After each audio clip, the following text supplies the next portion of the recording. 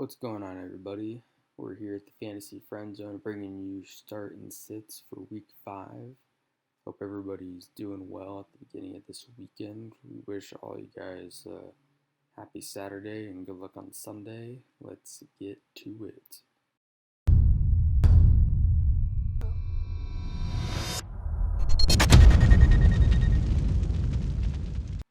All right, let's start out first with the battle for Pennsylvania. This is a home game for the Steelers, so you know what that means. Play Ben and all of his receiving options. We're talking about Deontay Johnson, Juju. Those are both good options. Even Ebron's a good start in deeper leagues. I think James Washington, Chase Claypool could have good games, but there aren't enough targets to go around for these two wideouts.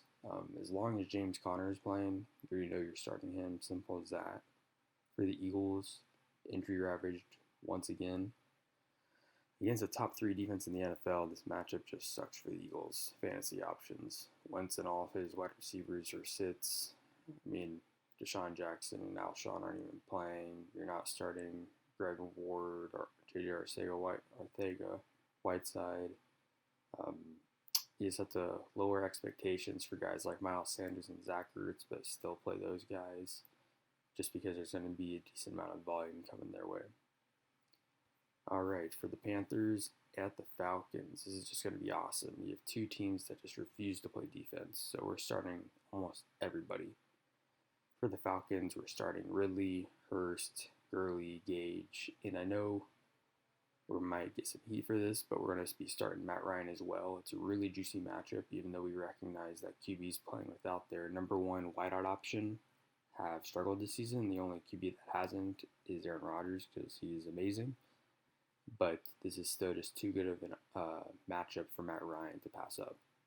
For the Panthers, we're starting Mike Davis. He's been a double-digit machine with CMC out, Robbie Anderson, DJ Moore, even Teddy's a good start for the week.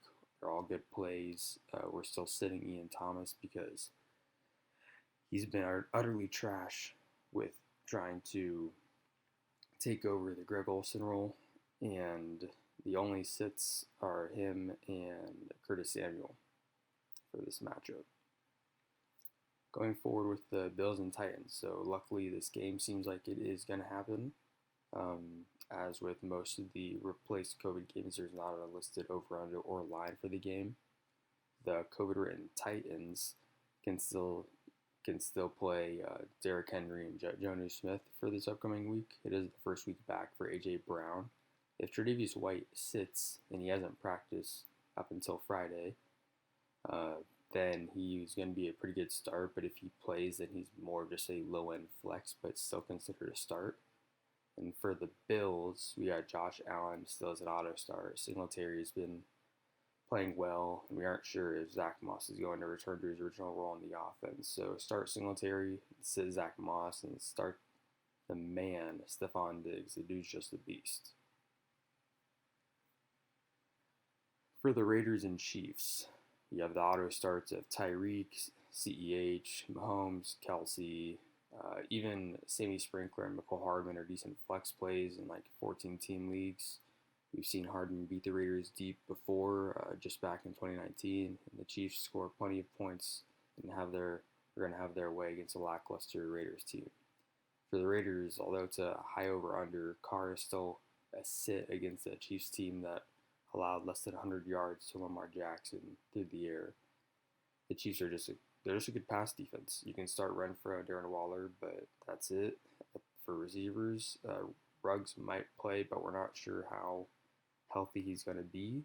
Might want to give it another week. And as for Josh Jacobs, really hoping they lean on him early and often, because they're going to have to use the Patriots formula for success in trying to run the ball to keep Mahomes off the field in order to keep this game close.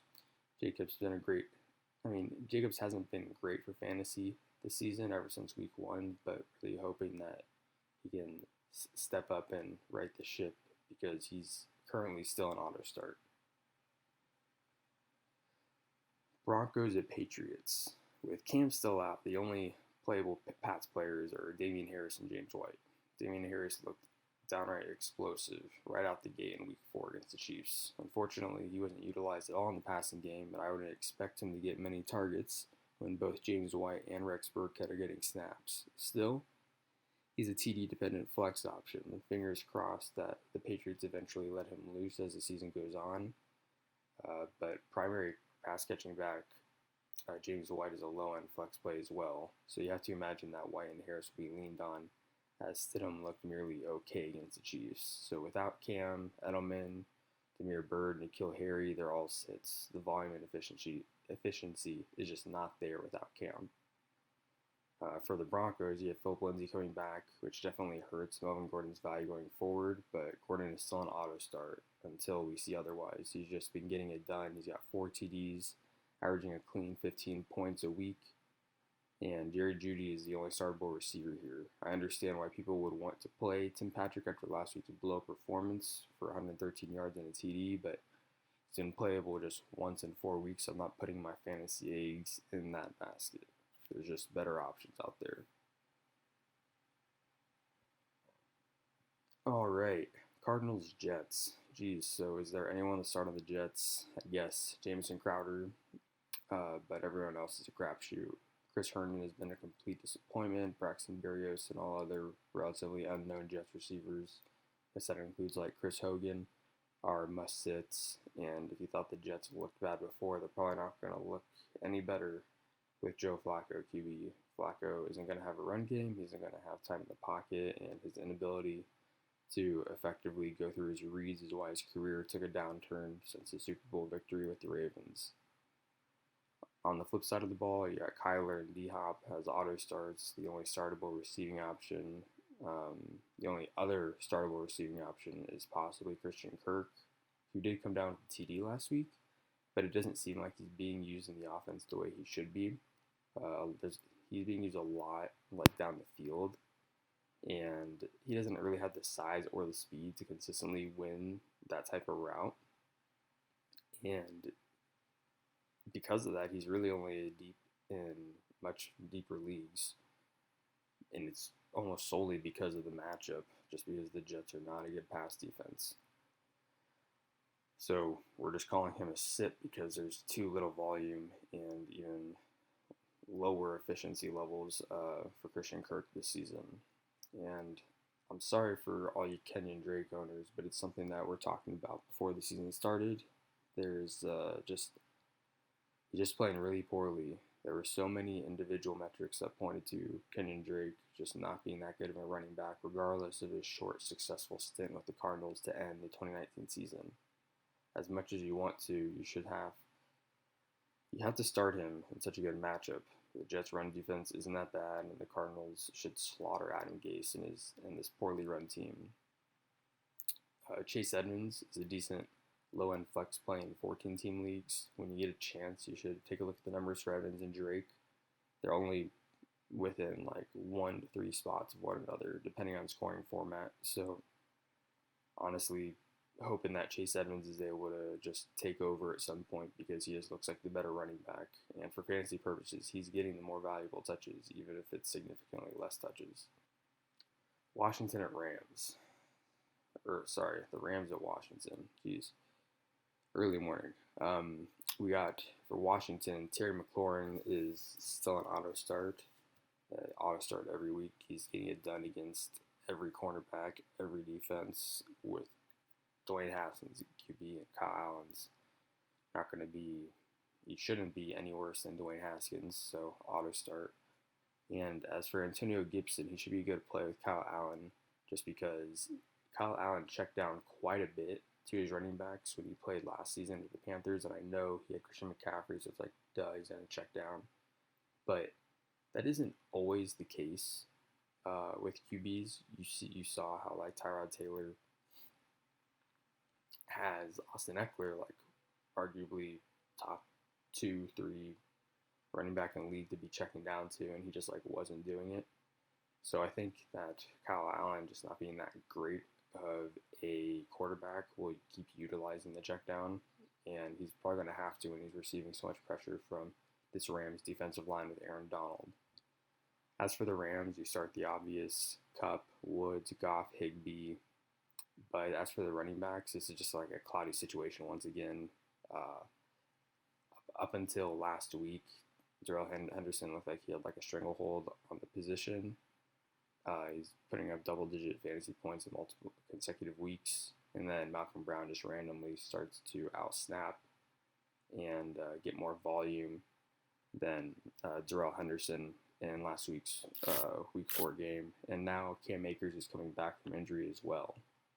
So if you know who to start in this backfield, by all means, go for it. But McVay says he's going with the hot hand, and that's something that's decided kind of in game. So it's really difficult to know who's going to get the majority of the workload. So for all intents and purposes, all Rams running backs are all must-sits. I think Henderson is the only one who can be considered as a desperation play in 14-team leagues, but still a sit nonetheless.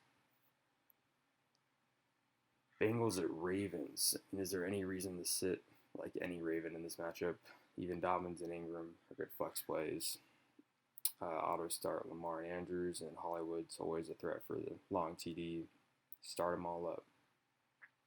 For the Bengals, you can start Boyd, and Higgins is a good deep league option, and Joe Mixon should be a start after last week's 40-point performance. You just gotta lower the expectations. He was used a lot in the passing game last week. He ran around 56% of his snaps or something like that, and he used to love that he had so many targets after being so limited in the passing game the first 3 weeks of the season. So you can raise his floor a little bit going forward, but for this matchup, we just have to keep those expectations low against this Ravens defense. So he's nothing more than like a running back 2 in this matchup.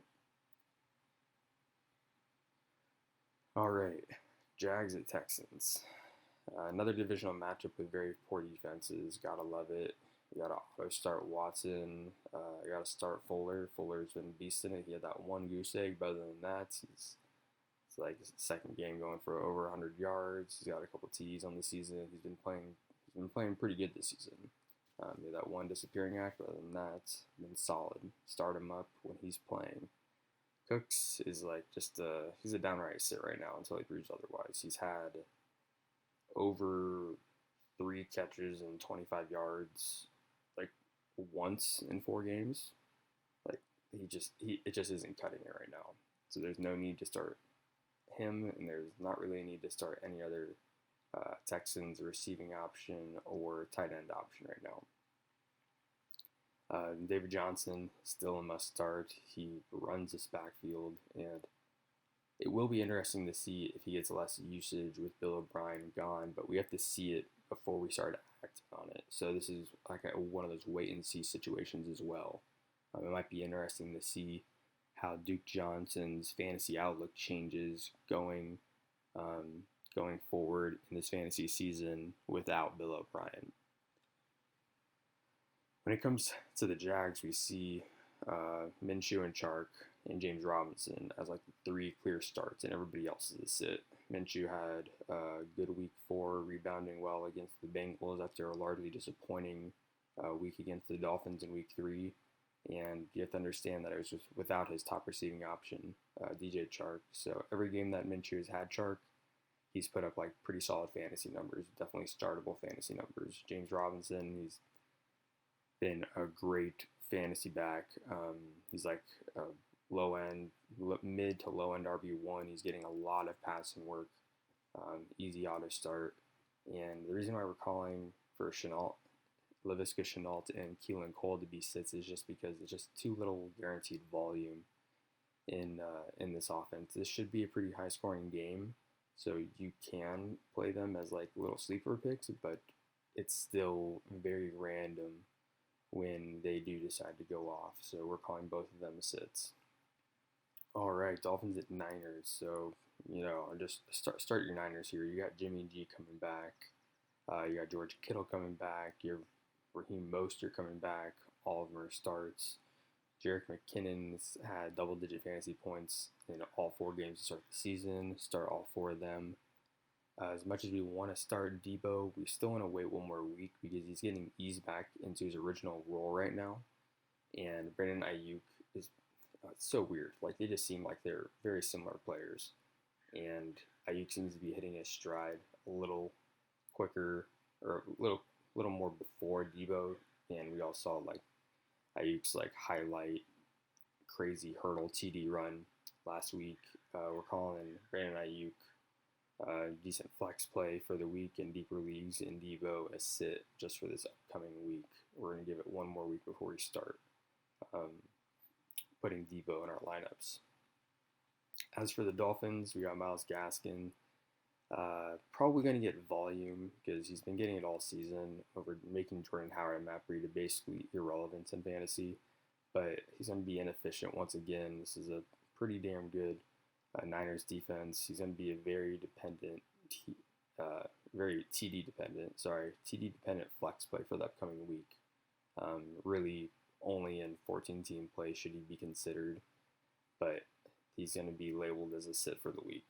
And feel free to start Devontae Parker. The Dolphins should be down, but even though Devontae Parker's a start, you still have Preston Williams, Mike Gesicki, and Fitzmagic that are all sits for the upcoming week. The Niners' defensive line should just destroy the Finns' O-line and should be creating quite a bit of turnovers along the way. All right, we got the Colts and the Browns. So, as always, sit Baker Mayfield. I think Jarvis showed us last week that he's the better quarterback on the team. You can start Kareem Hunt and Odell. Hunt's top 5-6 fantasy option until Chubb comes back. And Odell is looking much more like his former self, just doing things last week against the Cowboys that were just insane.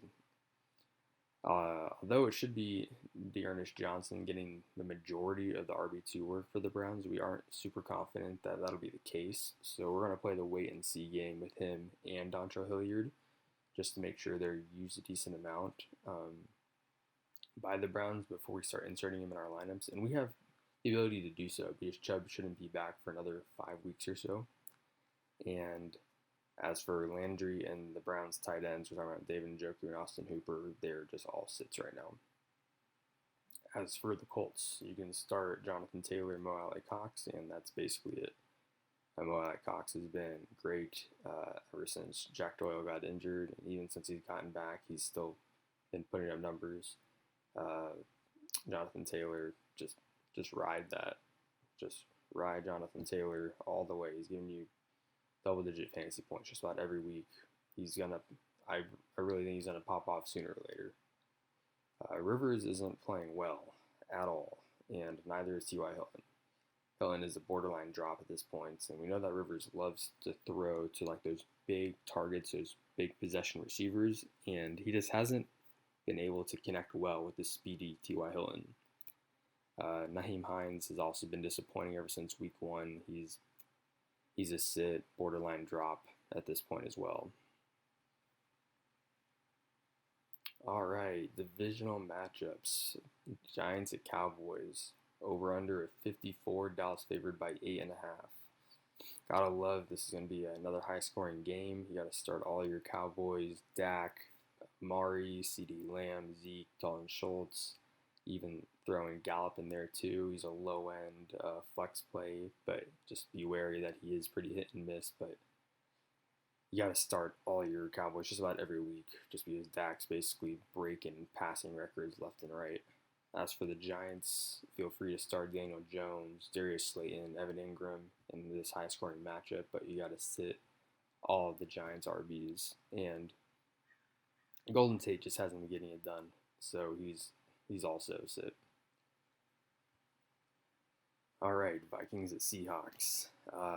It's pretty easy analysis here. Start everybody on both sides. Even Kirk Cousins. This is the highest over-under of the week at 57 points for the Seahawks. You're starting current league MVP, or current lead MVP candidate, Russell Wilson. I mean, the dude's on pace for like 64 touchdowns.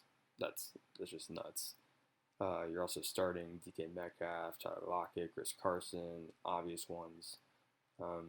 As of right now, like David Moore and Greg Olsen aren't really starts right now. As for the Vikings, we got Justin Jefferson, who might be saving Kirk Cousins' season at this point. Just seems to the team's offense just seems to be looking much better ever since they gave Justin Jefferson an increased role in the offense, and because of that, that's helping. It's helping Adam Thielen a bit. It's helping the run game, and yeah, hopefully the Vikings can just keep improving this offense, even though they should not win this game.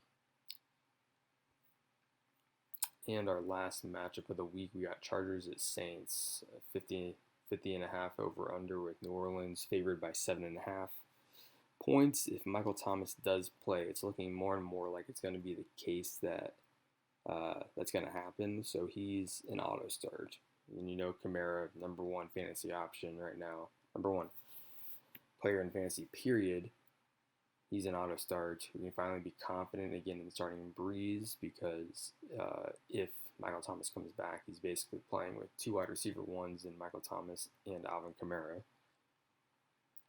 It doesn't appear that Jared Cook will be playing this week with that groin injury, and I know Latavius Murray owners are going to be feeling pretty sour after last week's 20-point performance on your bench, but you can't expect to know when that he's going to take 2 TDs away from Alvin Kamara. So you got to sit him and just be happy you did this week. I feel free to sit Emmanuel Sanders, who's been downright disappointing this year, and you can sit Traquan Smith as well. Michael Thomas is just going to hog targets this upcoming week. I'm not sure there's going to be enough to go around for many other targets besides Michael Thomas and Kamara. For the Chargers, you can start Justin Herbert, Hunter Henry, Keenan Allen, Joshua Kelly. And we're honestly just going to take the wait-and-see approach with Justin Jackson just to see how this committee works itself out. And yeah, that's it for Week 5. I hope everybody enjoyed the content, and I wish you all very, very much good luck in your Week 5 matchups. Go kill it, guys. Peace.